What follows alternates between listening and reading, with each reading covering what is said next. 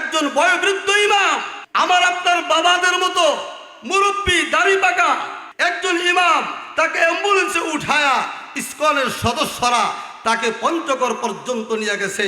তিনি যখন বলতেছেন আমার মাথায় টিউমার ছিল, অপারেশন হয়েছে কয়েকদিন আগে, আমাকে তুলে মাথায় আঘাত করলো, আমার মুখে আঘাত করলো, আমার পিঠে আঘাত করলো, আমাকে লাথি মারতে লাগলো, শেষ পর্যন্ত পায়ে হাতে শিকল লাগিয়ে পঞ্চগড়ে নিয়ে ফালিয়ে দিয়ে আসছে। কি বলেন ঠিক কিনা?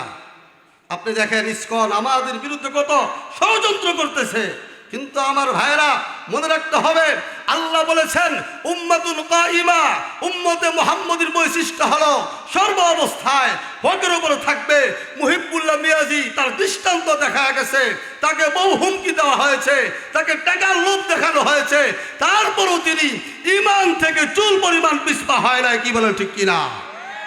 আমরা স্পষ্ট ভাষায় বলতে চাই, শুধু বাংলাদেশে নয়, এই ইসকন নামক জঙ্গি সংগঠন পৃথিবীর বহু রাষ্ট্রে নিষিদ্ধ করা হয়েছে। এই জন্য বাংলাদেশের জনগণের দাবি, মুসলমানদের দাবি, এমনকি একজন হিন্দু সেও বলেছে আমরাও চাই এই ইসকন নিষিদ্ধ হোক। আমরা তাদের সাথে একসাথে বলতে চাই, আওয়াজ তুলতে চাই, বাংলাদেশে ইসকনকে নিষিদ্ধ করতেই হবে। কি বলেন ঠিক কিনা? যদি নিষিদ্ধ না করা হয় তাহলে বাংলার জনগণ যেভাবে 5 আগস্টে ফ্যাসিস্টদেরকে বিতাড়িত করেছে, ঠিক তেমনি ভাবে ইসকন নামক জঙ্গি সংগঠনকে বাংলাদেশ থেকে বিতাড়িত করার জন্য প্রস্তুত রয়েছে। কি বলেন ঠিক কিনা? এজন্য আল্লাহ রাব্বুল আলামিন বলেন উম্মাতুন কাইমা, উম্মতে মুহাম্মদীর 1 নম্বর বৈশিষ্ট্য হলো সর্ব অবস্থায় তারা হকের উপর থাকবে। রোমের বাদশাহ প্রস্তাব দিল যে তুমি আমাদের ধর্মে চলে আসো। হুযায়ফা রাদিয়াল্লাহু তাআলা আনহু বললেন প্রশ্নই আসে না, তোমার ধর্মে আমি কেন যাব? বলতেছে আমার যেই রাজত্ব আছে তার থেকে একটা অংশ তোমাকে দিয়ে দিব। হুযায়ফা বলতেছে শোনো, ইমান তোমার কাছে বিক্রি করবো তো দূরের কথা, তুমি যদি বলো মুসলমান দৈনিক 5 বার আজান দেওয়া হয়, একবার আজান বন্ধ করা হোক, তার বিনিময় তুমি আমাকে রাজত্বের একটা অংশ দিয়ে দিবা, তারপরেও তো আমি হুযায়ফা এটা মেনে নিব না।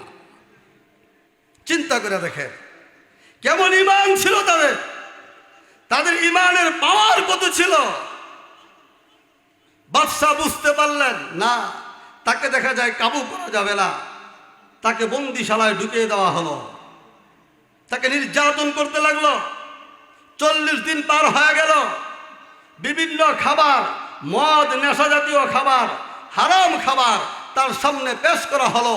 তিনি কোনো খাবার খায় নাই। তিনি বলতেছেন, জিজ্ঞাসা করলেন আপনাদের মুসলমানদের ধর্মে না জীবন বাঁচানোর জন্যে হারাম খাবার খাওয়া জায়েজ আছে, বৈধ আছে? হুযায়ফা ইবনে ইয়ামান বললেন শোনো, মুসলমানদের ধর্মে জীবন বাঁচানোর জন্য হারাম খাওয়া জায়েজ আছে, তবে মনে রাখো আমি হুযায়ফা হারাম খাবো না। যদি আমি খাই এই রোমের বাদশার মন অন্তর খুশি হয়ে যাবে, আর আমি একজন সাহাবী হয়ে আমি চাই না আমার কোনো কারণে একজন বিধর্মী খুশি হয়ে যাক। চিন্তা করে তাদের ঈমান কেমন ছিল। শেষ পর্যন্ত রোমের বাদশা বলতেছে এক কাজ করো, তুমি আমার মাথায় একটা চুমা দাও, তোমাকে আমি ছেড়ে দিব তোমার দলবল সহ। হুযায়ফা বলতেছেন না, তোমার কপালে আমি চুমা দিব না, হ্যাঁ তবে তোমার কপালে একটু কাপড় দাও, কাপড়ের উপর আমি চুমা দিব। চিন্তা করছে মুসলমান, তারাও তো মুসলমান, আমরাও তো মুসলমান, তো তাদের ঈমান কেমন ছিল।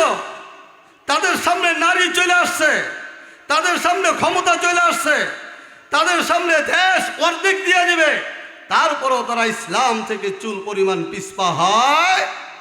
এজন্য মুসলমান উম্মতে মুহাম্মদীর 1 নম্বর বৈশিষ্ট্য হলো উম্মাতুন কাইমা, সর্ব অবস্থায় হকের ওপর অটল এবং অবিচল থাকবে। কি বলেন ঠিক কিনা?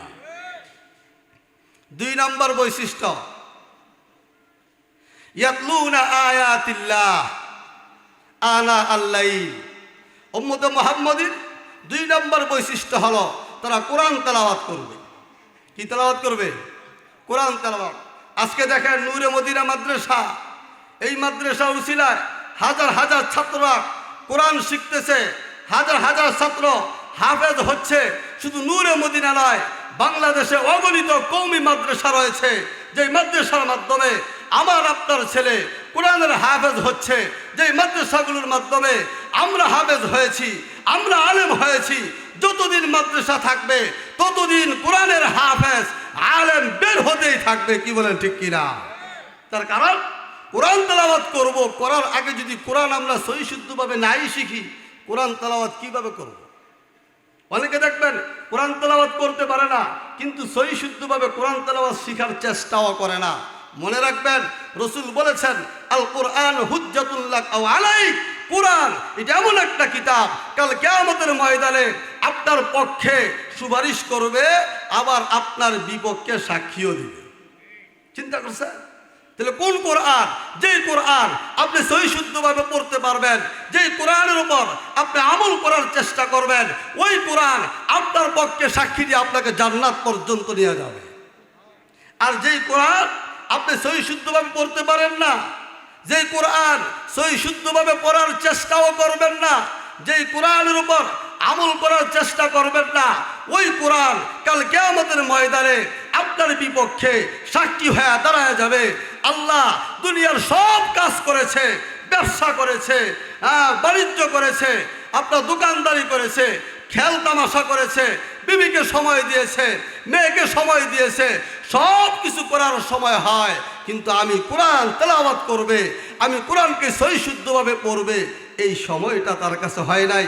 আল্লাহ তাকে জান্নাত দিয়ে না, তাকে জাহান্নাম পাঠায় দেয়। কোরআন আমার আপনার বিরুদ্ধে সাক্ষী হয়ে দাঁড়ায় যাবে। আর যদি এই কোরআন সুন্দরভাবে তেলাওয়াত করতে পারেন, তাহলে এই কোরআনের উসিলায় হতে পারে স্বপ্নে যোগে মুহাম্মদুর রাসূলুল্লাহ সাল্লাল্লাহু আলাইহি ওয়াসাল্লাম আপনার সাথে সাক্ষাৎ করবে এবং আপনার ঠোঁটে চুমাও খায়। বহু ঘটনা আছে এরকম। মদিনার একজন কারি সাহেব, নাম হলো কারি আসেম, মসজিদে নববীর ইমাম ছিলেন। 1 বছর 2 বছর নয়, 70 বছর ইমাম ছিলেন। তিনি যখন কোরআন তেলাওয়াত করতেন, তার কোরআন তেলাওয়াত অনেক সুন্দর ছিল। হঠাৎ করে একদিন ফজরের নামাজ পড়ালেন। ফজরের নামাজ পড়ার পর যখন মানুষের দিকে ফিরলেন, মুসল্লিরা বলতেছে, হুজুর কি ব্যাপার, আপনার পিছনে তো আমরা নামাজ পড়তেছি, কিন্তু আপনি ফজরের সময় আমাদের দিকে ফিরলে আপনার জবান থেকে মেসকো আম্বরের গ্রান তো আমরা পাই নাই, কিন্তু আজকে মেসকো আম্বর থেকে বেশি সুন্দর গ্রান কেন পাইতেছি, কারণটা কি? কারি আসেম রহমাতুল্লাহ আলাইহি বলতে চান নাই। মুসল্লিরা বারবার বলার পর কারি আসেম রহমাতুল্লাহ আলাইহি তিনি বলেন, শোনো, গতকাল রাত্রে আমি যখন ঘুমাইছিলাম, আল্লাহ নবী সরকারে দু আলম সাল্লাল্লাহু আলাইহি ওয়াসাল্লাম আমার কাছে আসলেন। আয়েশা বলতেছে, হে কারি আসেম, আমি তো মসজিদে নববীর পাশেই ঘুমিয়ে থাকি, তুমি যখন কোরআন তেলাওয়াত করো আমি নবীর কাছে অনেক ভালো লাগে, তুমি কোন জবান দিয়ে কোরআন তেলাওয়াত করো, ওই জবানটা একটু আমার সামনে বাড়ায় দাও। কারি আসেম বলতেছেন, আমি আমার মুখ বাড়িয়ে দিয়েছি, রসুল আমার মুখে চুমা খেয়েছে, চুমা খাইতে দেরি হয়েছে, আমার ঘুম ভাঙতে দেরি হয় নাই। সকালবেলা যখন নামাজ পড়লাম, নামাজ পড়ে তোমাদের দিকে ফিরলাম, ওই যে নবী কোরআনের উসিলায় আমার মুখে চুমু খাইছে, এই জন্য মেসকো আম্বর থেকে বেশি গ্রাম তোমরা পাইতেছে। তাহলে কোরআন তেলাওয়াত যদি কেউ সহি শুদ্ধভাবে করে, কোরআনের সাথে যদি কেউ সম্পর্ক রাখে, মাদ্রাসার সাথে যদি কেউ সম্পর্ক রাখে, ওলামায়ে কেরামদের সাথে যদি কেউ সম্পর্ক রাখে, এই উসিলায় নবী আলাইহিস সালাতু ওয়াস সালাম স্বপ্নে যোগে আপনাকে চুমাও দিতে পারে। কি বলেন ঠিক কিনা?